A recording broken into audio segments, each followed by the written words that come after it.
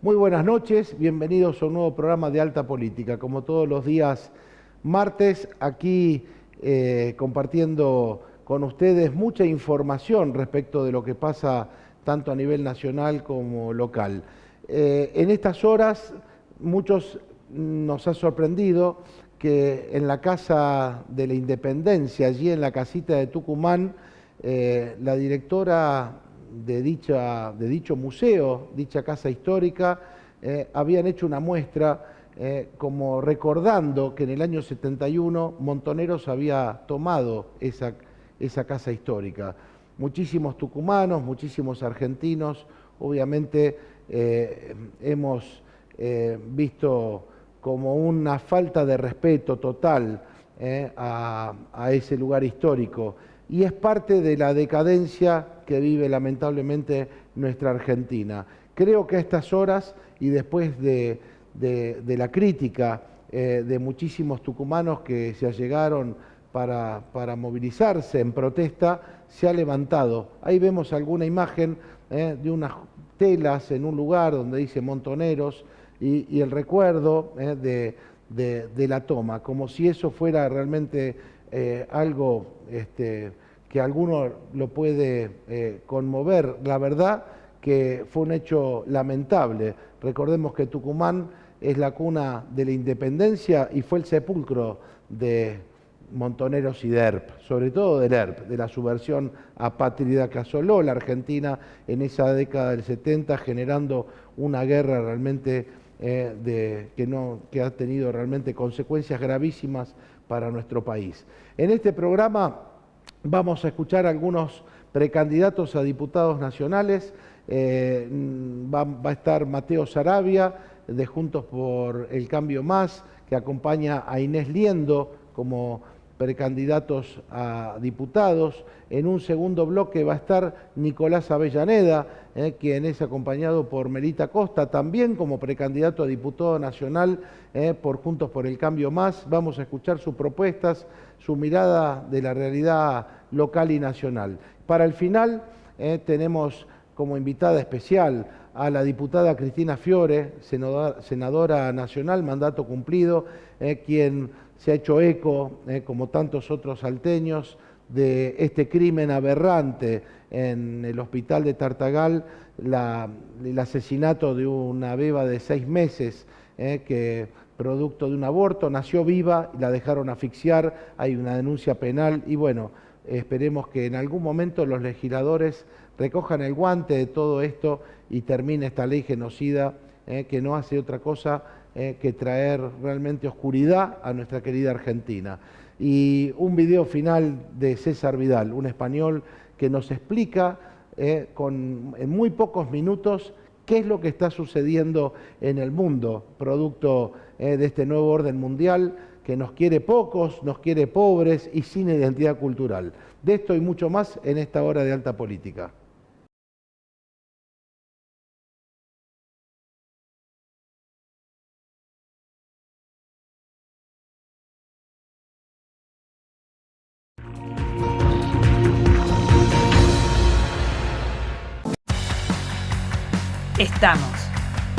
Estamos en las calles, estamos yendo donde nadie fue, haciendo lo que nunca se hizo.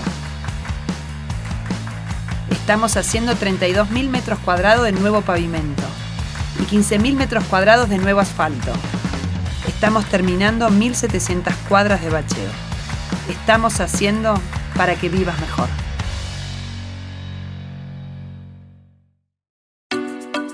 Desde el Consejo Deliberante trabajamos para brindar a los vecinos de la ciudad de Salta una mejor calidad de vida. La tarea legislativa se realiza a través de las reuniones diarias de las 14 comisiones permanentes y las especiales. En las sesiones ordinarias reciben luego sanción las iniciativas que dan respuesta a las necesidades de la comunidad.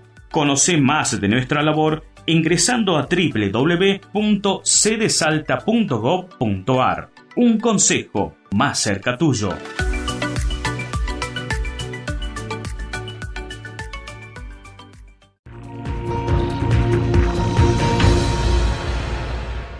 Y ahora sí vamos a presentar al primer invitado de nuestra noche aquí en Alta Política. Me refiero al doctor Mateo Saravia, precandidato a diputado nacional en Juntos por el Cambio Más. Mateo, muy buenas noches, bienvenido. Muy buenas noches, Andrés, un placer estar esta noche en tu programa. La verdad que bueno, estuvo Inés Liendo la semana pasada, que es la precandidata en primer término, bueno, una lista donde se ha sumado el PRO más el radicalismo. Contanos un poco, Mateo, bueno, tu primer candidatura en política.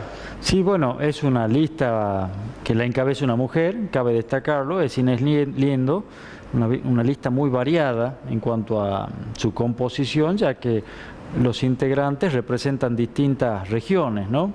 Inés, que representaría la zona centro, capital, yo la zona de Cerrillos, está Graciela Lena, que representa Tartagal, ajá, y Marcelo Camacho, que representaría el departamento de Orán, por lo cual es una lista bastante rica, y bueno, y la encabeza una mujer, lo cual no es menor, ¿no?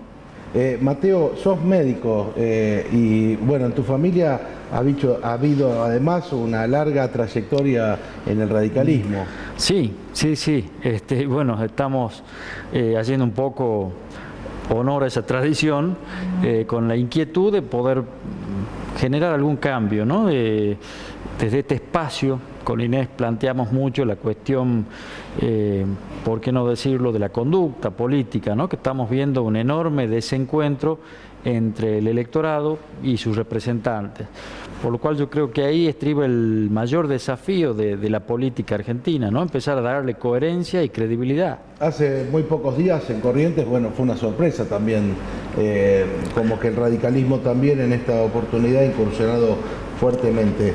Aquí en Salta fue muy poca gente a votar en la elección provincial, apenas un 63% de electorado y casi un 15% de voto en blanco. Eso nos dice algo, digamos, hacia lo que es la dirigencia política. Absolutamente, yo creo que hay que ser cautos a la hora de hacer lecturas y sobre todo ser respetuoso, ¿no? Acá hay una enorme demanda por parte de la sociedad y hay que interpretar esto como un enorme vacío que de alguna manera está delegitimando a aquellos ganadores. Es prácticamente un 50% de desencanto, lo cual es grave, ¿no? Yo creo que hay que empezar a darle fidelidad a la representación y ese es nuestro compromiso. Cuando hablamos de representar a Salta ante el Congreso de la Nación, bueno, es imaginar cosas que faltan, cosas para poder plantear. ¿Cuáles son, en este caso, Mateo, tus inquietudes que llevarías a la discusión? Una Salta que además tiene casi un 60% de pobreza. Así es, sí. Bueno, esto viene en consonancia con lo que está ocurriendo a nivel país esencialmente. Hay una inobservancia muy grande, hay una triste postergación, una deuda muy grande que se pronuncia aún más en el interior de la provincia.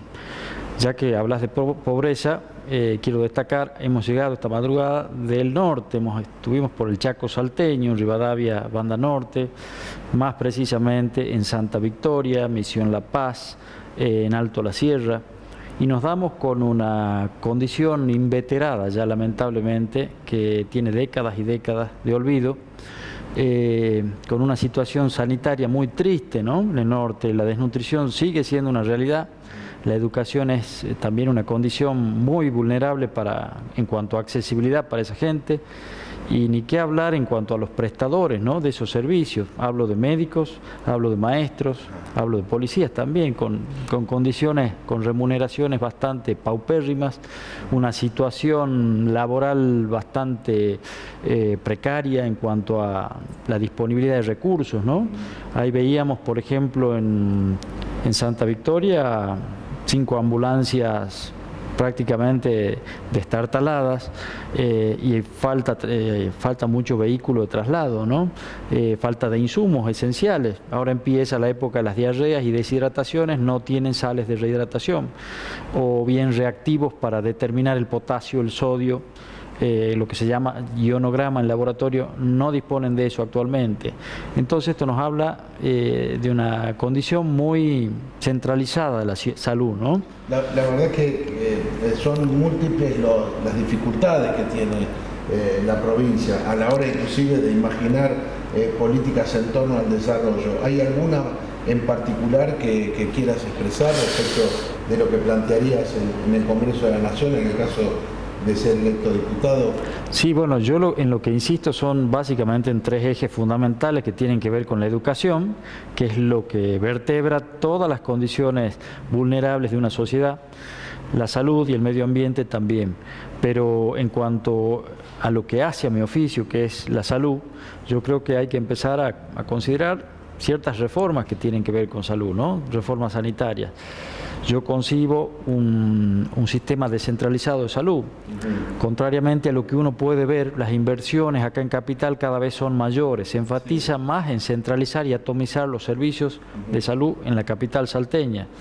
Esto trae enormes consecuencias que tienen que ver con un aumento en la derivación de pacientes desde el interior. Y estas derivaciones generan mucho desarraigo, generan mayores costos, incluso hay tardanzas en la resolución de ciertas patologías que uno llega tarde, ¿no?, a la resolución. Entonces, esencialmente, es importante empezar a llevar las especialidades médicas al interior de la provincia, empezar a desarrollar polos sanitarios regionales. Por supuesto, esto tiene que ir de la mano de un aliento al profesional, un aliento salarial, una dignificación, con la posibilidad de que aquel prestador tenga la posibilidad de un desarrollo, una formación continua, ¿no? Es lo que está pasando, ¿no?, en el departamento de San Martín, sobre todo, de que además por lo poco que cobra un médico, muchas veces no quiere irse quizá a un lugar tan alejado, ¿no? Exactamente. Y que esté, bueno, en situaciones de tanta vulnerabilidad. Así es. Hablabas de la salud como uno de los grandes desafíos. Sí. Médicos. Y cuando hablamos de educación... Y en educación también hay cuestiones que tienen que ver en cuanto al beneficio también del prestador, ¿no? Los maestros han sido noticia últimamente, triste noticia, por cierto, por el maltrato, sobre todo la desatención y el olvido que vienen padeciendo los maestros. Por lo cual yo creo que hay que enfatizar un poco en los planes también, tanto en la mejora salarial de los maestros, como en la currícula, en el contenido del educando, ¿no?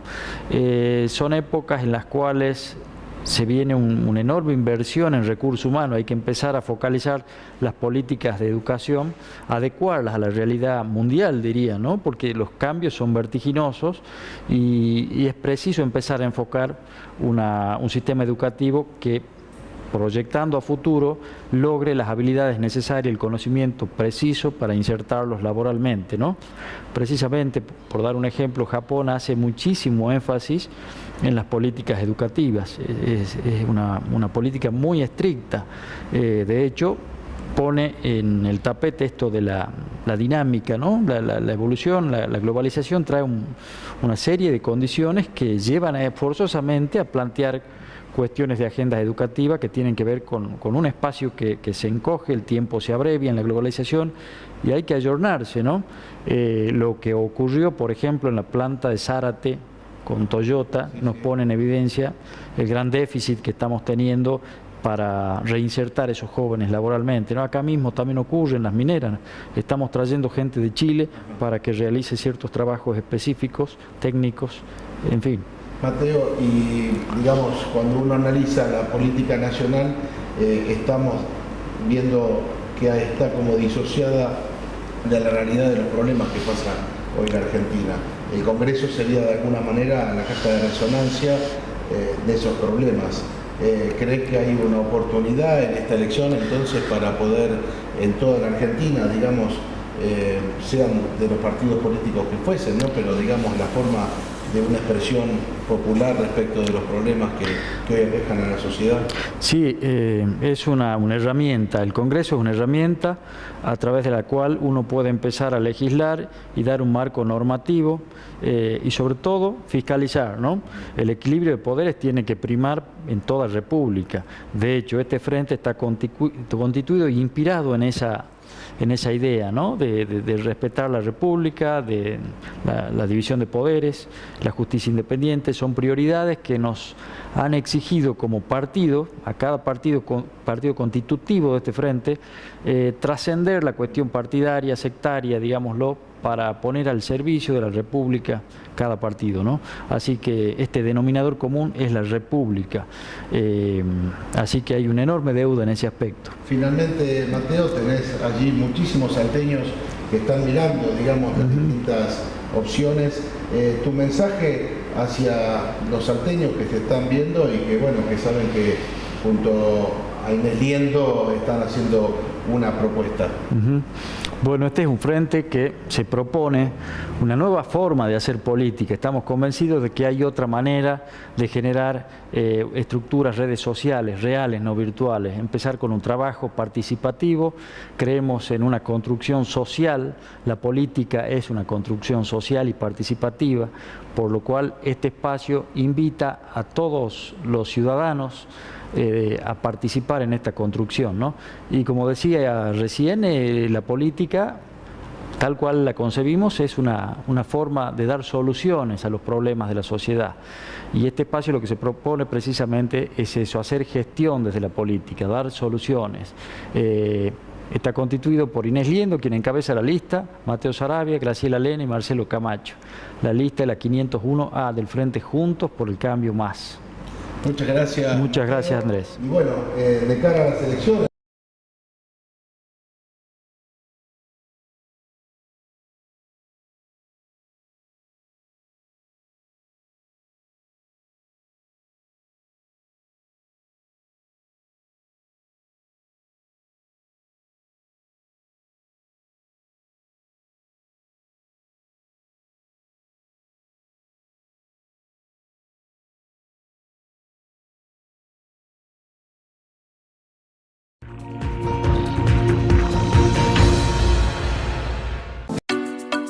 Desde el Consejo Deliberante trabajamos para brindar a los vecinos de la ciudad de Salta una mejor calidad de vida. La tarea legislativa se realiza a través de las reuniones diarias de las 14 comisiones permanentes y las especiales. En las sesiones ordinarias reciben luego sanción las iniciativas que dan respuesta a las necesidades de la comunidad. Conoce más de nuestra labor ingresando a www.cdesalta.gov.ar. Un consejo más cerca tuyo.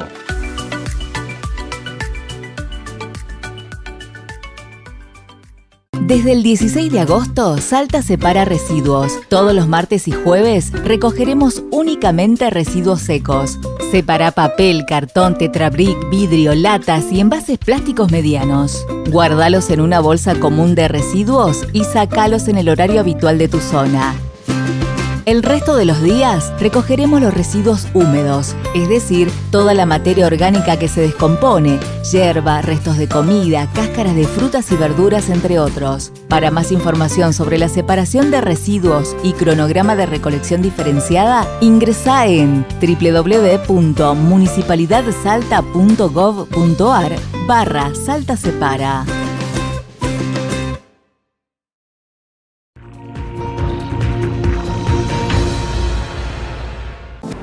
Continuamos con más Alta Política y ahora vamos a presentar al candidato también, precandidato a diputado nacional, Nicolás Avellaneda, también en Juntos por el Cambio Más. Nicolás, muy buenas noches, bienvenido. ¿Cómo te va, Andrés? Gracias por la invitación. Me imagino recorriendo la provincia y bueno, ya últimos días, cara al 12 de septiembre. Sí, la verdad que muy contentos, muy cansados también porque recorrer toda la provincia permanentemente es una actividad que nos demanda mucho tiempo, pero la verdad que muy contentos, muy satisfechos. Hemos dialogado con muchos vecinos, con todos los salteños, con los comerciantes, con nuestros emprendedores, nuestros artesanos, los pequeños productores, los pequeños comercios. La verdad que fue muy satisfactorio y hemos llevado nuestro mensaje, nuestra propuesta. Hemos escuchado, sobre todo eso, escuchar. Y la verdad que tengo compañeros de lista que son un lujo, como Melita Costa, una mujer... Eso te iba a decir, que sí, es la lista que está armada.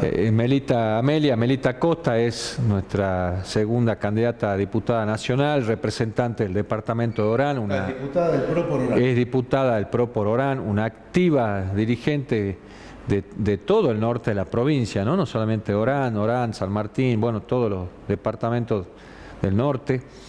Y bueno, también un contador muy querido en el medio, un profesional muy destacado, oriundo de Rosario de la Frontera, que es Osvaldo Montaldi, con lo cual también estamos representando nuestra lista del sur de la provincia. Y bueno, quien les habla, nacido en Salta capital y quien realmente ama nuestra provincia.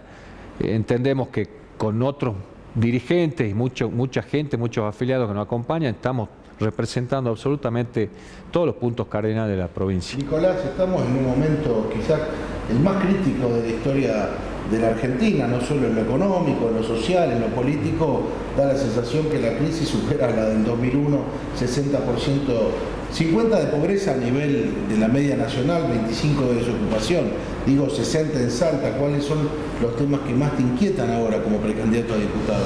Bueno, la verdad que los niveles de desocupación, de inseguridad, de pobreza es realmente alarmante. Sin ir más lejos, hace 10 días estuve recorriendo el norte, más precisamente estuve en Aguas Blancas, donde la sensación, más que sensación, te diría hechos concretos de inseguridad que se vive en el lugar, y lo manifestaban los vecinos, los comerciantes.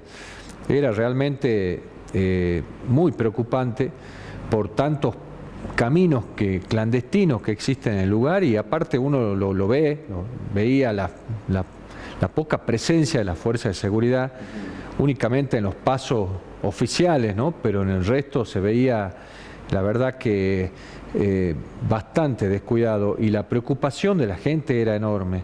Con respecto al desempleo, bueno, sin lugar a dudas tenemos una tasa muy alta de desempleo, y bueno, nosotros estamos trabajando con propuestas y programas concretos en la generación justamente para nuestros emprendedores. Nosotros ya tenemos experiencia en gestionar y en trabajar con los emprendedores, con los artesanos de nuestra provincia, y estamos impulsando la generación de programas de empleo productivo justamente para generar autoempleo. Y a la vez, ya esto lo hemos visto, Andrés, muchos emprendedores que pudieron crecer con sus proyectos, hacer realidad sus proyectos, y han generado a la vez pequeñas pymes que también generan trabajo genuino para terceras personas.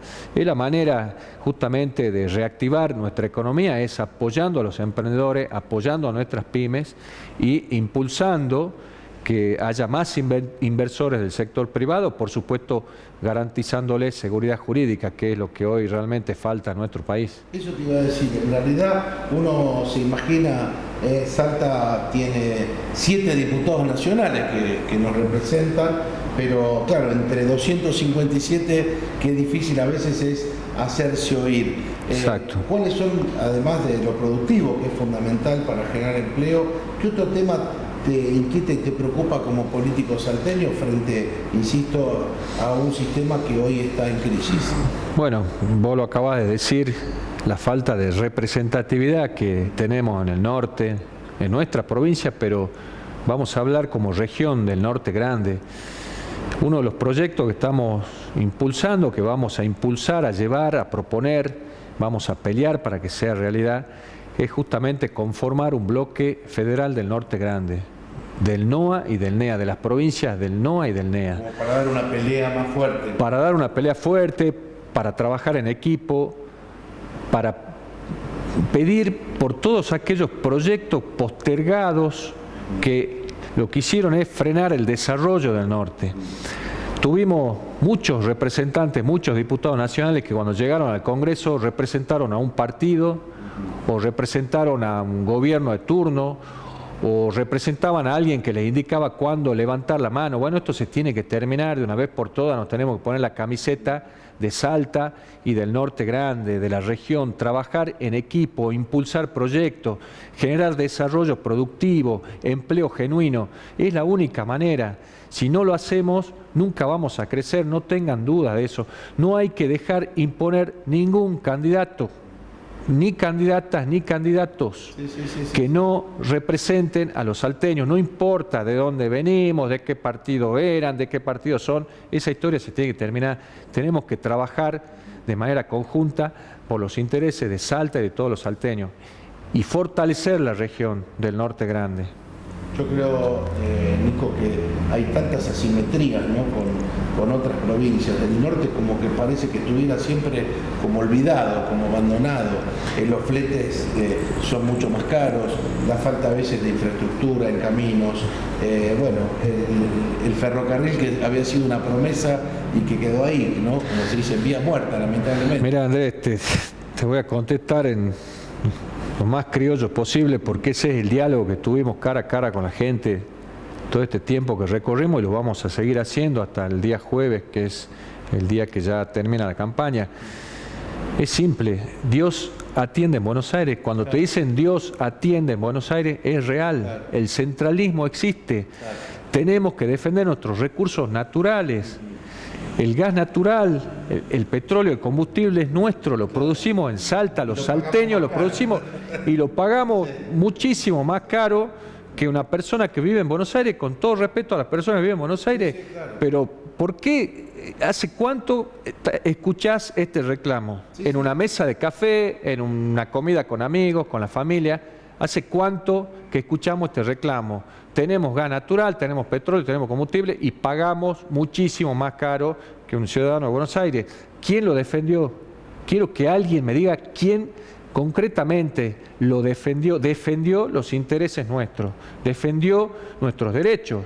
Entonces, la verdad, necesitamos representantes que luchen por los intereses de Salta de una vez por todas. Por eso yo quiero imaginar un gran bloque entre diputados y senadores del norte argentino peleando nuestras obras públicas, peleando una participación mayor en el presupuesto. Mejores rutas para la producción, para nuestros pequeños productores, para los grandes productores, bajar la carga tributaria, el ahogo que tienen nuestros emprendedores, los monotributistas, nuestros comercios. Se ha demonizado el sector productivo. Hay un ataque sistemático al sector productivo, que es el que genera riqueza y fuentes de trabajo. Entonces, ¿quién los va a defender?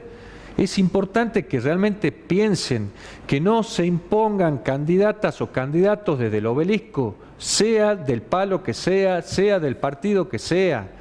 Elijan representantes salteños que defiendan a Salta, que se pongan la camiseta de Salta. Nos olvidemos de qué equipos son, de qué partidos son.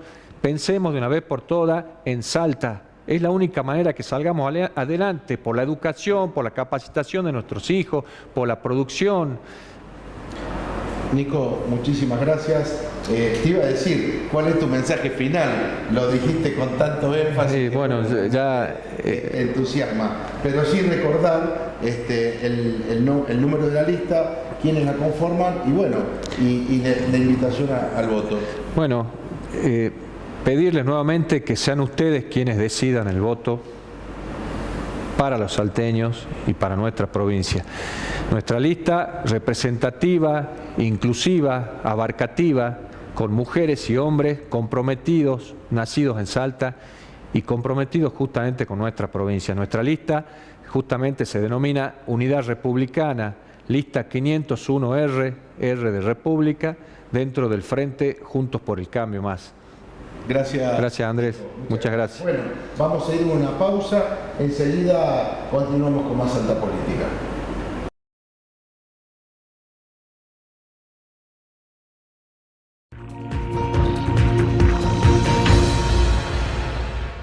¿Te imaginas una ciudad transformada por el arte?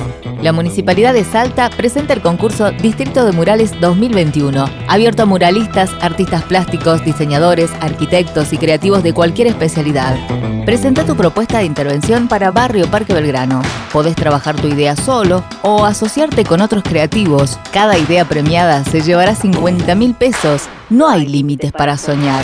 Transformemos la ciudad. Busca las bases en municipalidadsalta.gov.ar.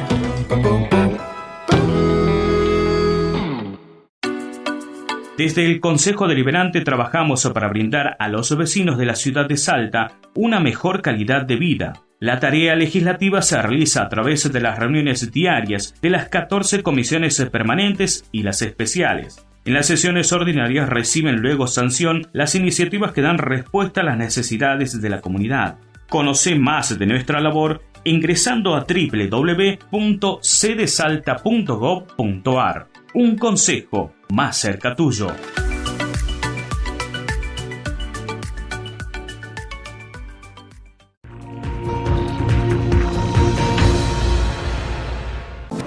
Y continuamos con más Alta Política y quise para este bloque invitar a la diputada Cristina Fiore, senadora nacional, mandato cumplido, una gran defensora de la vida y que en estos días tuvo una actuación muy importante a la hora de denunciar y defender la vida de una niñita, una beba de 6 meses que murió producto de un aborto, donde la madre no lo quería, pero parece ser que hay médicos aborteros que no respetan ese sagrado derecho a la vida. Cristina, muy buenas noches, bienvenida. ¿Qué tal? ¿Cómo estás? Muchas gracias por invitarme, un gusto. Quise hacerte esta introducción porque me parece que en estas horas y en estos días realmente hay que, una vez más, tomar conciencia de que más allá de la aprobación de esta ley, la vida no se puede banalizar como lo han hecho en el hospital de Tartagal.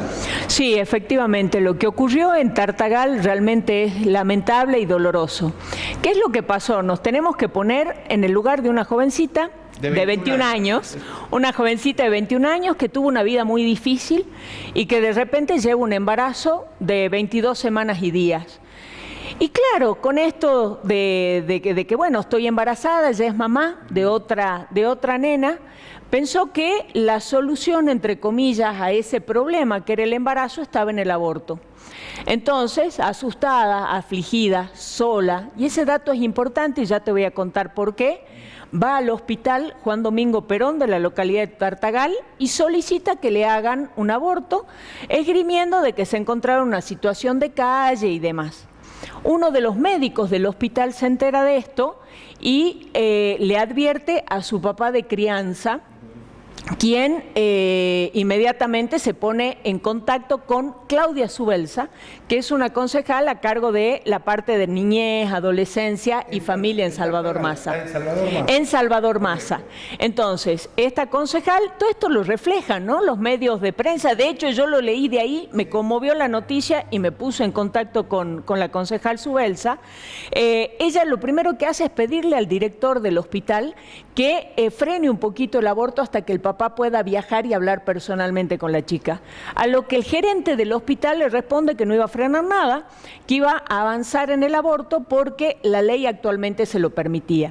Recordemos que la ley, esa ley canalla, más allá que uno, bueno, obviamente estamos en contra de la ley, pero la ley dice que se puede realizar el aborto hasta las 14 semanas. Acá estamos hablando de una beba de 22, claro, prácticamente 6 meses, 22 semanas y días. Ahora bien, como no puede llegar el padre a tiempo, se comunica telefónicamente. ¿Y por qué te decía recién una mamá con miedo, sola, que va al hospital? Cuando habla con su padre de crianza y el padre de crianza le transmite que todo va a estar bien, que su hija es bienvenida y que obviamente una nueva vida se festeja, ella ahí se arrepiente. Tanto es así que se arrepiente que, conforme cuenta las crónicas locales, de 16 pastillas abortivas había tomado solamente 4 y resuelve no tomar más. En el camino llega su tía, que viaja de Salvador Massa a Tartagal.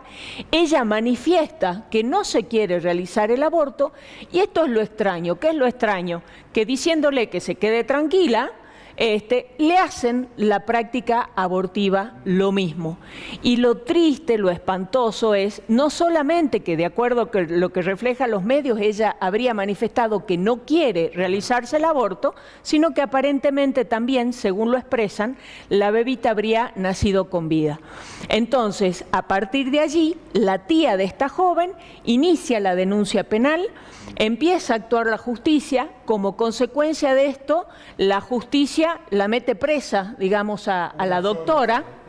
Efectivamente. Miranda Ruiz de apellido. Efectivamente. A ella la meten presa, después el juez de garantías la libera, pero el juicio continúa. Y tanto es que continúa que la doctora no puede salir de la ciudad de Tartagal, tiene que firmar, creo que una vez a la semana que está presente y qué sé yo, y por supuesto ahora se están llamando a testigos y demás para que todo este relato que se vio reflejado y que algunos obviamente militamos, apoyamos y acompañamos a quien ha pasado por este infierno, se compruebe cada uno de estos aspectos que estamos señalando, que de ser así, evidentemente podríamos estar frente a la figura de un homicidio, ¿no? de una criaturita, de un inocente, lo que da pie también a pensar lo perversa de la ley, ¿no? Sí.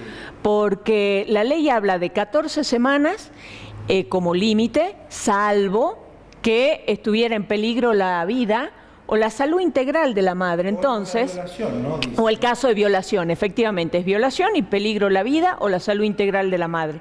Hay algunos médicos que interpretan como salud integral la cuestión psicológica, social y demás, con lo cual es aborto a la carta. Es un aborto a la carta que de hecho, acordate vos, el propio gerente del materno denunció, el doctor Mangione contó que tenía pedidos de abortos hasta de 28 semanas. De 8 meses. Y ahí es donde viene la pregunta, porque la ley dice que se permite esto. ¿Vamos a asesinar una criaturita que nace con 6 meses, 7 meses, 8 meses? O sea, que se le... Efectivamente. Entonces ahí es donde es tremendo que depende quién aplique la ley, va a tener un criterio u otro, porque la ley nunca dice qué se hace con la criatura. Nunca dice, no dice absolutamente nada. Ahora, mi pregunta, desde lo humano, llega un aborto de 6 meses, 7 meses, 8 meses, como decía el doctor Mangione. ¿Cuál es la idea? ¿Matar a esa criatura? Ahí está. Bueno, son los grandes interrogantes que dejó esta ley genocida y que hoy, frente a un caso puntual, Cristina en Tartagal, nos debe por lo menos llamarnos a la reflexión, sobre todo creo que a los legisladores nacionales, que son aquellos que han aprobado esta ley. Yo quería hacer un paréntesis para ponerle nombre y apellido a los actores de este macabro episodio. Primero, el director del hospital de Tartagal, creo que es Santiago Payo. Sí, efectivamente. ¿Es responsable? Por supuesto que es responsable. El tío de la chica de 21 años, porque no tengo el nombre de ella, pero es un policía de la provincia. Efectivamente. También seguramente con todo su testimonio para poder brindar en este juicio. La tía... que es la que hace la denuncia penal. La denuncia penal. Y por otro lado, Claudia Subelsa, a la cual desde aquí le queremos hacer llegar todo nuestro apoyo. Efectivamente. Todo nuestro reconocimiento, porque ha tenido también una actitud realmente sumamente valiente a la hora, hay que decir, Cristina, también de ver cómo ha habido en todas las redes sociales de parte de estos grupos abortistas un montón de, diríamos, de justificativos que no se condicen con el derecho a la vida de ninguna manera, porque vos bien lo decís, una bebé que nace viva y que se le escucha llorar, dicen algunos relatos que la madre le ha puesto de nombre Milagro, que no se sabe en la ley si se le puede o no dar cristiana sepultura a estos chicos que nacen y que en este caso mueren, parece ser por asfixia. Yo creo que estamos frente a una crisis enorme de nuestra propia civilización. Totalmente. Por un lado hablamos de energías renovables, hablamos de nuevas tecnologías, hablamos del cuidado del medio ambiente, pero a la hora de hablar de la vida y del ser más indefenso, ¿no? Y vos fíjate que en esto una curiosidad. La curiosidad es que el Observatorio de Violencia y Género de la Mujer, vos seguramente pensarás que está al lado de la víctima ayudándola, no. Le pide al Consejo Deliberante que aplique sanciones disciplinarias en contra de Claudia Subelsa por haber hecho esta denuncia, lo cual es una locura. Y porque dice que Claudia Subelsa lo que hizo es ejercer violencia institucional en contra de las personas gestantes, malinformando.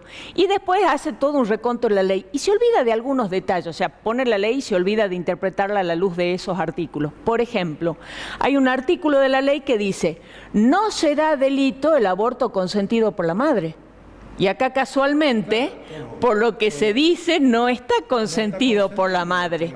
Después dice la ley que en todo momento se tiene que respetar la autonomía de la madre. Ahora, se respeta la autonomía de la madre cuando dice quiero el aborto, pero no se respeta la autonomía cuando digo no, perdón, me equivoqué, no lo quiero.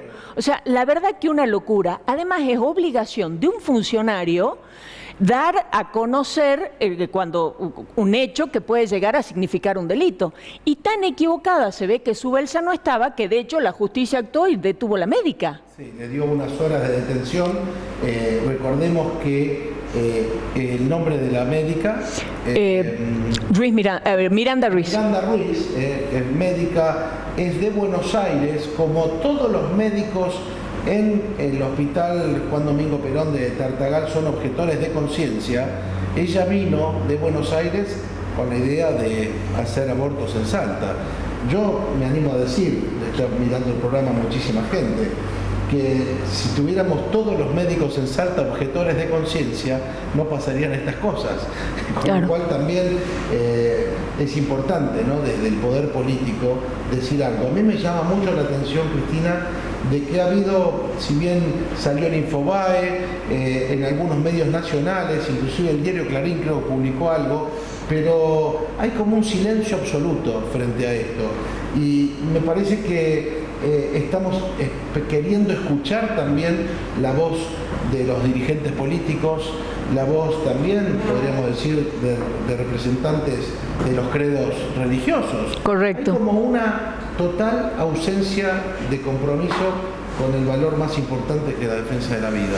Sí, tal cual. Y yo creo que lo más peligroso es no quizás tanto la actitud de quienes atentan contra ellos, sino del silencio y el mirar a otro lado de las personas que debieran actuar, ¿no? Que me parece que eso es lo más grave, lo que más duele, y de repente hay esos silencios que aturden, ¿no? Y que uno dice, che, ¿cómo no se expresan, cómo no se pronuncian? Porque, ¿sabes qué? A mí me parece, más allá de que estamos en contra de la ley del aborto, pero me parece que tiene que tener un límite racional. Y de ahí es mi pregunta. Hay un embarazo de 6 meses, de 7 meses, de 8 meses. ¿Cuál es la idea? ¿Matar a esa criatura? Mi prima hermana nació de 6 meses. Hoy es una mujer hecha y derecha, feliz, tiene una familia hermosa. Entonces mi pregunta es eso, ¿no? ¿Dónde ponemos la razón? ¿Dónde ponemos la sensibilidad? Y qué triste, ¿no? Si el ser humano pierde aquello que lo distingue de los animales. Aquello que lo distingue de los animales. Si lo perdemos, creo que, bueno, esta crisis es mucho más profunda de la que muchos pensamos. Yo quiero agradecerte públicamente, Cristina, todo este trabajo que venís haciendo desde que como senadora nacional defendiste la vida, y ese 8 de agosto del 2018 fuimos faro para el mundo. Quizá se votó la ley, como digo, en este Senado con 38 sicarios al servicio de la cultura de la muerte. Ojalá que podamos empezar a imaginar en nuestra querida Argentina principios y valores que nos den sustento a una civilización del amor, como hubiera dicho Juan Pablo II, ¿no? Dios quiera que así sea. Gracias. No, por favor, muchísimas gracias. Nosotros nos vamos a una pequeña pausa porque en el bloque siguiente César Vidal, uno de esos grandes profesores españoles que de alguna manera nos pueden explicar qué es lo que está pasando en el mundo actual.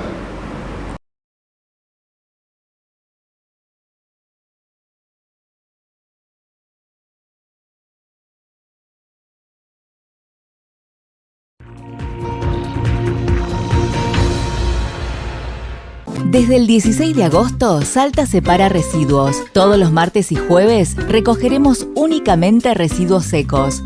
Separa papel, cartón, tetrabric, vidrio, latas y envases plásticos medianos. Guárdalos en una bolsa común de residuos y sacalos en el horario habitual de tu zona. El resto de los días recogeremos los residuos húmedos, es decir, toda la materia orgánica que se descompone, yerba, restos de comida, cáscaras de frutas y verduras, entre otros. Para más información sobre la separación de residuos y cronograma de recolección diferenciada, ingresá en www.municipalidadsalta.gov.ar/Salta Separa. Desde el Consejo Deliberante trabajamos para brindar a los vecinos de la ciudad de Salta una mejor calidad de vida. La tarea legislativa se realiza a través de las reuniones diarias de las 14 comisiones permanentes y las especiales. En las sesiones ordinarias reciben luego sanción las iniciativas que dan respuesta a las necesidades de la comunidad. Conoce más de nuestra labor ingresando a www.cdesalta.gov.ar. Un consejo más cerca tuyo.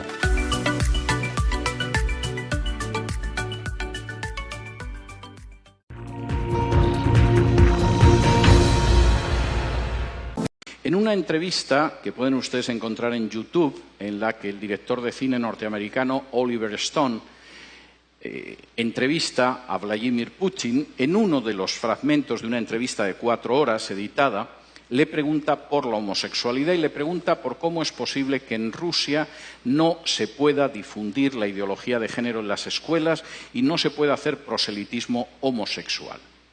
Y la respuesta que le da Putin es absolutamente ejemplar. En Rusia no se persigue, no se encarcela, no se discrimina a ningún adulto por ser homosexual. Hay actores, hay artistas, hay deportistas que son homosexuales y nadie los persigue ni los discrimina. Pero no vamos a tolerar que adoctrinen a los niños en una ideología que es contraria a la familia. Porque la base de esta nación es la familia. Si el niño se convierte en adulto al llegar a los 18 años y decide ser homosexual, es una decisión suya. Pero no vamos a tolerar que la familia la destruyan desde abajo, haciendo proselitismos con niños que no tienen el criterio suficiente para decidir en un sentido o en otro. Yo puedo estar muy poco de acuerdo en muchas cosas con Putin, pero ahí le doy toda la razón. En el caso de China, todavía son más estrictos. Y he tenido ocasión de hablar con chinos acerca de esto. Los chinos siguen arrastrando la herida de lo que ellos llaman el siglo de humillaciones. Hace ahora poco menos de un siglo, los británicos, que ambicionaban apoderarse de la porcelana, del té, de la seda china, quisieron hacerse con ella, pero los chinos no veían que los ingleses tuvieran nada con lo que pudieran intercambiar la seda, el té o tantas cosas valiosas. De modo que los ingleses, puesto que nada de lo que ellos vendían les interesaban a los chinos, decidieron venderles drogas y les obligaron a abrir puertos por los que introducían el opio para consumo de los chinos. Los chinos se opusieron, la Marina británica era más poderosa, y después de perder 2 guerras no tuvieron más remedio que aceptar puertos extranjeros que introducían el veneno de la droga en China y que sumieron durante prácticamente un siglo a China en el mayor sometimiento y la mayor explotación a potencias extranjeras que había vivido en una historia milenaria. La visión de los chinos sobre la ideología de género es la misma. Esto es peor que el opio que trajeron los ingleses. Y si dejamos que entre en nuestra sociedad y que destruya la familia, el efecto va a ser peor que el opio británico. No lo vamos a tolerar. No porque seamos cristianos, el régimen es un régimen ateo, sino porque creemos en la familia y sabemos que la nación se basa sobre la familia. Me da mucho pesar que naciones que no son cristianas, sin embargo, a la hora de defender a la familia, parece que tienen una idea más clara que otras naciones que supuestamente lo son. En quinto lugar, y esto es tremendo, la ideología de género es una bomba de relojería demográfica. No hay nación ni cultura que pueda sobrevivir con un crecimiento demográfico inferior al 2,5. Están ustedes ya por debajo del 2,5 en la República Dominicana. Hasta el 2,3, que es su tasa de crecimiento en estos momentos, tienen posibilidad de reacción. Todavía es reversible, quizá en una generación, un proceso de desplome demográfico. A partir del 2% no hay esperanza. Cualquier cultura, cualquier nación está condenada sí o sí. La ideología de género va a conseguir que Europa, la Europa que yo he conocido, desaparezca en una generación, quizá en menos. En España la tasa de crecimiento demográfica es del 1,1. Es normal, hemos matado más de 1 millón de criaturas en el vientre de sus madres, siguiendo la supuesta salud sexual y reproductiva. La tasa de crecimiento de los musulmanes en España es del 8,1. Como ven, el futuro que le espera a la cultura española y a la nación española no es ideal. Reduzcan ustedes su tasa de crecimiento. Bajen del 2,3 en el que están ahora a un punto de crecimiento demográfico donde se condenen a sí mismos como país y como cultura. Y después solo falta que puedan entrar en masa inmigrantes de otro país sin ningún tipo de control y la República Dominicana que ustedes conocen habrá desaparecido antes de un cuarto de siglo. Denle las gracias a la ideología de género en ese sentido. Finalmente, y esto me parece muy importante, la ideología de género es un ataque directo contra la soberanía nacional. Finalmente, no es algo que deciden los políticos de este país. Los políticos de este país, en muchos casos, ignoran qué es la ideología de género, como los políticos de otro país. En otras ocasiones solo piensan en su propia promoción personal. Un político sin apenas importancia puede acabar siendo ministra de la Mujer o ministro o secretario general de políticas de igualdad o cosas de este tipo. Les han asegurado la vida para los próximos 30 o 40 años engañando a la población. El problema es que eso significa el final de su soberanía y de su independencia nacional. La ideología de género se está imponiendo en países donde para poder recibir ayuda de instituciones internacionales, préstamos, renovación de créditos, se exige y se presiona a esos países para que admitan en su derecho interno la ideología de género. Y he tenido la posibilidad de hablar con dirigentes de países de Hispanoamérica y no de Hispanoamérica que tenían que confesar las angustiosas presiones que habían recibido de organizaciones ligadas a Naciones Unidas o al Departamento de Estado de Estados Unidos para admitir la ideología de género en su seno o enfrentarse con una situación difícil desde una perspectiva económica.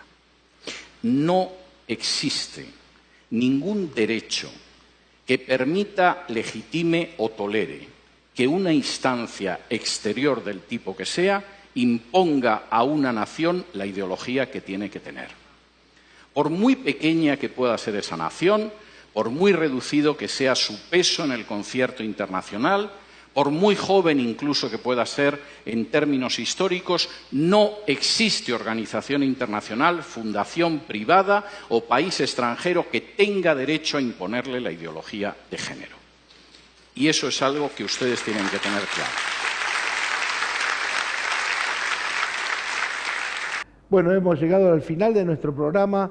La verdad que excelente escucharlo al profesor César Vidal, un español que da que hablar porque en pocos minutos ha expresado cuáles son algunos de los problemas de nuestra época. En estas horas muchos están viviendo la novena, ya segundo día de la novena al Señor y la Virgen del Milagro, que nuestros santos patronos también pueden abrir nuestros corazones. En época de milagro y en medio de toda esta crisis, qué bueno es estar cerca de Dios. Con lo cual, el martes que viene, si Dios quiere, nos vamos a volver a encontrar con ya el milagro a pleno, habiendo pasado también las elecciones y teniendo siempre como premisa la búsqueda del bien común, que no solamente es suficiencia de bienes materiales, sino también de bienes espirituales, tan necesarios en nuestra época. Que tengan un feliz milagro, una buena semana. Nos volvemos a ver, si Dios quiere, el martes próximo aquí en Alta Política. Señor del milagro, Cristo Redentor del pueblo de Salta, no apartes tu amor. Señor del milagro, Cristo Redentor del pueblo de Salta, no apartes tu amor. Señor del milagro, Cristo Redentor del pueblo de Salta, no apartes tu amor. Tras largos caminos que amparó el milagro, por mares y montes llegaste a este suelo, con tu amor buscando el amor de un pueblo. Mas torpes las almas no correspondieron. La dulce demanda y el olvido ingrato dejaron tu imagen por un siglo entero.